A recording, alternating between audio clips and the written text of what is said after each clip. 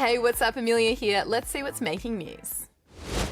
Today marks the 31st anniversary of the Tiananmen Square massacre. In 1989, hundreds of thousands of students in China held a rally demanding big changes from the government. But on June 4th, the military sent soldiers and tanks to fire on them. Every year since, people in Hong Kong have held special services in memory of those who died. But for the first time, they won't be allowed to. Normally on June 4th, the streets of Hong Kong are filled with thousands of people, remembering a very significant moment in China's history. You see, back in 1989, people in China had been protesting for weeks about the way the country was being run.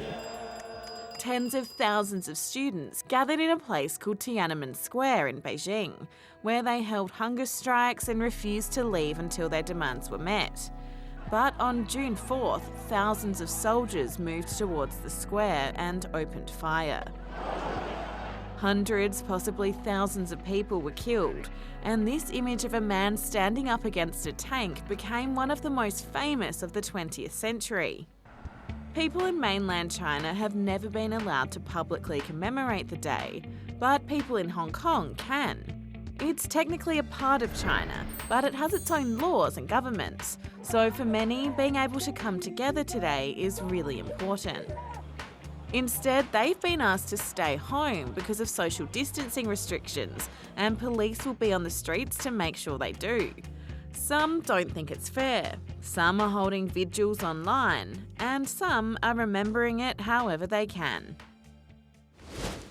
An impossibly cute critter has been causing a few headaches for a shop owner in Queensland. Yep, a rare northern quoll has made itself at home at the Bungalow Hotel in Cairns and then kept setting off the alarms at night. Luckily, it's being relocated to somewhere a little more quoll-friendly. Wood, bricks, mud, concrete, straw, you can build a house out of pretty much anything. But what about snot? Yes, snot. This is the story of the deep-sea larvation that does just that.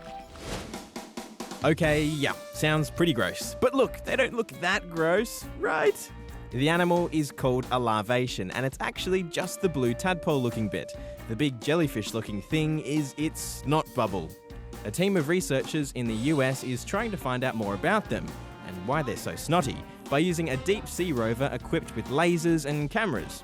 There's so many questions we still have in terms of the specifics of how they're built, how they're constructed, how do they do that with just cells on top of their head.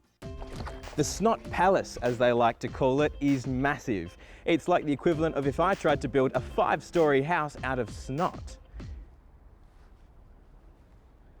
Now, these snot houses serve a few different purposes.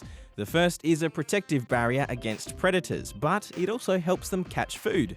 Nice. And researchers say we could learn a thing or two from them. How can we do that ourselves and build expanding structures? So, what about you? Ready to build your own house made out of snot?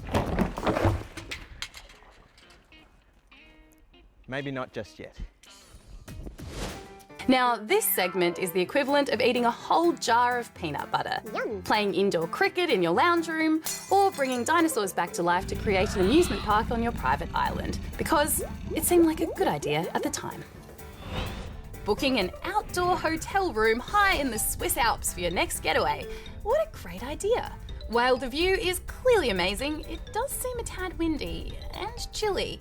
And what if it rains, or your doona blows away, or you forget your eye mask, or you accidentally roll off the bed into the wilderness? Oh, too many possibilities. A robot waiter? Fun! This one at a restaurant in the Netherlands is delivering food and drinks with a smile to help with social distancing. It's not particularly social itself. It only gives you 20 seconds to grab your stuff before it goes, and it's not big on the chit-chat. In fact, it seems to be making people a little uncomfortable. But it's a good idea, right? And it's a good idea to bring a llama to a protest, said almost no one ever. But Caesar the no-drama llama is apparently quite the activist, and when he popped up at protests in the US, people seemed to be cool with it. So maybe not such a bad idea after all. I'm going to say it's the best idea ever. Too much? Well, that's it for now, but before you go, hit that subscribe button so you don't miss out on seeing more videos like this one. Thanks for watching.